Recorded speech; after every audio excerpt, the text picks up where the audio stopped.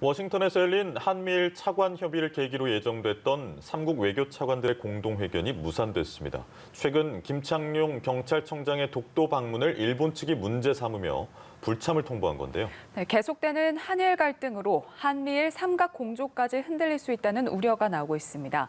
민정훈 국립외교원 교수와 함께 외교 전망 짚어보겠습니다. 안녕하세요. 안녕하세요. 사실 일본이 독도를 좀 물고 늘어지는 건 어제 오늘 일이 아닌데 한미일 공동 외교 무대까지 찬물을 끼얹는 건 이거 어떻게 해석해야 될까요?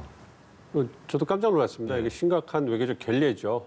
왜냐하면 독도 문제는 저희 한국과 일본의 양국 간의 문제이고 이번에 워싱턴에 개최된 한미일 고위급 외교 협의회는 삼국이 참여하는 거란 말이에요. 그러니까 다자 협의체인데요. 그렇기 때문에 이 협의체에서 논의되는 내용, 즉 독도 문제는 미국의 직접적인 이해관계에는 부합하지 않는 부분이거든요. 그렇기 때문에 이번 협의회에서 실질적으로 독도 문제는 의제로 채택되지 않고 논의가 안 된 건데 공동회견을 앞두고 일본 측이 일방적으로 독도 문제 때문에 공동 기자회견에 참석할 수 없다. 이렇게 통보를 했기 때문에 주최적인 미국도 굉장히 난감한 상황이고 그리고 저희 한국 대표단도 굉장히 황당한 거죠.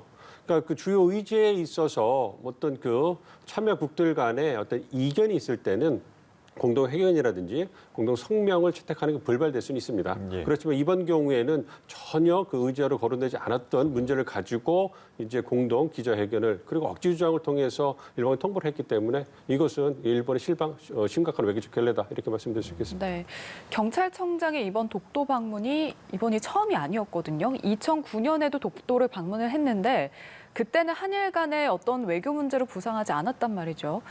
이번에 이렇게 국제 무대에서 게다가 또 우방국인 미국이 주최한 자리에서 이렇게 일방적으로 통보를 했다는 게 굉장히 이례적이지 않습니까? 그렇습니다. 굉장히 이례적이고요. 그래서 제가 모두에 깜짝 놀랐다고 말씀드렸던 이유가 거기에 있습니다. 네. 다자 외교 무대에서 자국의 정치적 목적을 이용해가지고 이제 메시지를 활용한 것이 아니냐, 전달한 것 아니냐 이런 의구심이 들고 있기 때문에 이러한 일본의 외교적인 결례는 어떠한 이유에서도 용납할 수가 없는 것이고요. 독도는 우리의 고유한 영토입니다. 그것에 대해서 일본이 자꾸 딴지를 걸면서 어떤 일본의 영토라고 주장을 하고 있는 것이기 때문에 우리 입장에서는 우리 고유의 영토에 대해서 타국이 자꾸 자기 영토라고 주장하는 상황에서 우리가 그것을 받아들여줄 이유가 전혀 없거든요. 그러한 부분을 고려해봤을 때 일본이 현 문재인 정부 임기 동안에 한일 관계가 개선되기는 좀 어렵다는 판단 하에 국내 지지층, 보수층 여론을 갖다 결집하기 위해서 이번에 무리수를 둔 것이 아닌가 이렇게 보고 있습니다. 예, 청와대는 독도는 우리 고유의 영토다라는 점을 다시 한번 단호하게 언급을 했고요.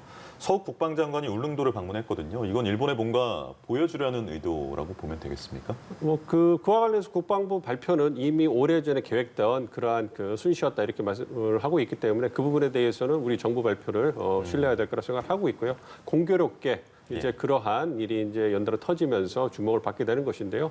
다시 말씀드리지만 거기에 우리의 경찰과 군이 주둔을 하고 있고 순찰 활동을 하고 있기 때문에 그러한 우리 고유 영토 내에서 어떤 담당 부처의 수장께서 어떤 거기에 근무하시는 대원들이라든지 어떤 인원들의 사기를 진작하고 점검하는 것은 그거는 통상적인 그런 업무거든요. 그런 부분에 대해서 자기 영토도 아닌데 주장을 하면서 그런 부분에서 딴지를 거는 것은 그거는 결코 받아들일 수 없는 거고 이 부분에 대해서는 어떠한 이유에서든 우리 정부가 단호한 입장을 계속 유지해 나가야 된다 이렇게 생각하고 있습니다. 네, 이렇게 일본이 불참을 선언하면서 공동 기자회견은 웬디 셔먼 미 국무부 부장관의 단독 회견으로 변경이 됐습니다. 미국 입장에서 보면은 그동안 이 한미일 삼각 공조를 계속해서 꾸준히 강조를 해왔고 또 특히나 이 한일 관계에서 중재자 역할을 하려고 했단 말이죠. 미국으로서는 좀 난감한 상황이 된 것 같은데 어떤가요? 그렇죠. 미국 입장에서 뒤통수를 맞은 느낌일 겁니다. 만약에 일본이 이러한 문제를 가지고 이견이 있다라고 미리 사전에 통보를 해줬다면 그렇다면 미국 측도 좀 대응이 가능했을 텐데 네. 이제 일방적인 통보를 통해서 갑작스럽게 결정된 사안이기 때문에 사실 미국 측 웬디 셔먼 부장관도 굉장히 난감한 것이죠. 그렇기 때문에 말씀해 주신 것처럼 바이든 행정부 들어가지고 한미일 협력을 통해 가지고 대중국 견제라든지 영내의 평화 안정을 기여하겠다라는 바이든 행정부의 어떤 의도가 굉장히 큰데 그러한 의도에 어떤 찬물을 끼얹는 그러한 심각한 또 외교적 결례라고 할 수가 있는 것이죠. 그래서 이제 그 기자회견에 웬디 셔먼 부장관이 나와서 솔직하게 말씀을 했지 않습니까? 예. 한국과 일본 간의 이견이 있어서 혼자 참석할 수밖에 없었다. 이것은 미국 측에서 굉장히 불쾌하게 생각한다는 우회적인 어떤 그 비난이거든요. 일본 측의 결정에 대해서 그 부분에 대해서 이번 이러한 그 초유의 사태는 일본의 어떤 그 주장에 의해서 결정된 것이고 미국은 이거에 대해서 책임질 부분이 없다. 그리고 앞으로 일본은 어떤 자중해야 된다라는 메시지를 공개석장에서 보인 거다 이렇게 생각하고 있습니다. 그러니까 제가 그거를 교수님께 질문 드리려고 했는데 이게 외교 문제라는 게 물밑에서는 좀 잡음이 있다고 하더라도 잘 다독여가지고 일단 세 명이 같이 기자회견 하자라고 이야기해서 할 수도 있었는데 굳이 혼자 나와서 굳이 또 물밑에 있었던 문제를 언급을 하면서 있는 그대로 말했다는 것 자체가 좀 한일 양국에 약간 항의하는 성격이 있을 수도 있다라는 분석이신가요, 교수님? 그렇죠. 일단 첫 번째로는 한미일 그 협의가 굉장히 중요하기 때문에 미국 측으로서는 바이든 행정부가 굉장히 중요하기 때문에 어떠한 형태로든 성과를 공표하는 것이 바이든 행정부가 현재 대중국 견제를 위해서 동맹과 파트너들 결집하는 노력. 그 핵심에 이제 한미일 삼각 협력이 있는 것이고요. 그 부분에 있어서 많은 공을 들였기 때문에 일단 성과를 공표하는 게 필요했고요. 이와 더불어서 말씀하신 것처럼 이제 한미일 삼각 협치를 통해서 이제 그 성과를 같이 이제 예. 공표를 해야 되는데 일본의 일방적인 통보에 의해서 못하게 되니까 미국이 굉장히 불쾌하다는 것을 이제 공개적으로 표시를 한 거죠. 그렇지만 약간 톤다운을 시켜가지고 일본의 입장도 고려하고 한국의 입장도 고려한 건 합니다만 그래도 여전히 미국 측으로서는 굉장히 불쾌하다 이렇게 말씀드릴 수 있겠습니다. 네, 공동회견이 무산된 뒤에 열린 미일 외교차관회담에서 한미일 3국의 협력 중요성을 재확인했다 이렇게 밝혔거든요. 일방적으로 무산을 시키고 나서 협력의 가능성을 재확인했다. 이게 좀 사실 앞뒤가 안 맞는 것 같은데 어떻게 보셨나요? 이건 이제 말씀드린 것처럼 미국이 가장 원하는 부분이 거기에 있기 때문에 이제 그 한일 간의 독도 문제로 인해서 일본 측의 어떤 우발적인 그러한 그 목리가 나타났긴 했지만 그렇다고 해서 미국이 그러한 사소한 문제로 때문에 미국 입장에서 본다면 사소한 문제 때문에 자국의 이게 가장 중요한 한미일 협력을 포기할 수는 없는 거거든요. 그리고 일본과 한국은 그 동아시아에 대해서 중국 견제를 위해서 가장 핵심적인 동맹국들이기 때문에 일본의 행동이 굉장히 마음에 안 들더라도 이제 큰 이익을 위해서 다시 한번 그런 한미일 협력에 대해서 확인을 해준 거고요. 그리고 이제 미일 협력도 굉장히 중요합니다. 미국의 입장에서 혼자 힘으로써 또 대중국 견제를 하기가 어렵기 때문에 일본과 한국의 어떤 그 협력이 굉장히 중요한 거거든요. 어떻게 보면 일본이 이러한 미국의 그 입장을 잘 활용해가지고 자국의 정치 목적을 갖다가 또 관철시키려는 그런 외교적 시도를 한 것이 아닌가 이렇게도 볼 수 있겠습니다. 참 외교라는 게 진짜 어려운 것 같습니다. 밖에서 볼 때도 어떤 속내를 가지고 이렇게 행동들을 하는 건지 잘 모르겠는데 더 복잡한 문제가 있잖아요. 이 베이징 동계올림픽에 미국이 외교적으로 불참하겠다라고 바이든 대통령이 직접 그 가능성을 언급하면서 이게 어떻게 되는 거냐 이런 질문은 안 드릴 수가 없어요.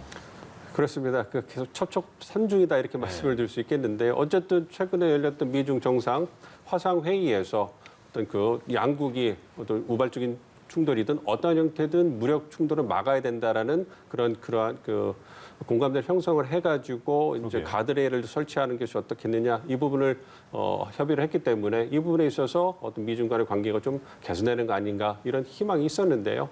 뭐 그거 이외에 뭐 그렇지만 강론에 들어가면 대만 문제라든지 인권 문제라든지 무역 문제에 있어서는 첨예한 이해관계가 이제 다르게 표출되고 있기 때문에 뭐 정상 회의에서도 그냥 자국의 입장을 솔직하게 전달하는 수준에 끝났다 이렇게 전해지고 있기 때문에 그러한 부분을 반영한 거라고 생각을 하고 있습니다. 즉 그래서 극단적인 형태의 무력 충돌을 방지하는 거에 대해서는 미중이 공감대가 형성돼 있지만 강론에 들어가서 미중 간의 경쟁을 위해서 사용할 수 있는 수단은 모두 다 여전히 사용할 수 있다는 걸 보여주는 거죠. 그것의 낮은 수준의 수단으로 좀 거론된 것이 말씀해 주신 베이징 올림픽의 외교적 보이콧 이것이 보여주죠. 그래서 그 명분이 보도에 나온 것처럼 중국의 인권 문제거든요. 그러니까 인권 문제에 있어서 중국이 계속 개선을 하지 않으면 미국은 낮은 수단의 어떤 그 보복이라든지 다른 수단을 통해서 중국을 압박해 나갈 것이다. 이걸 상징적으로 보여주는 것이죠. 네. 그런데 우리 정부 입장에서 보면 일단 이 베이징 동계올림픽을 지난번 평창올림픽 때처럼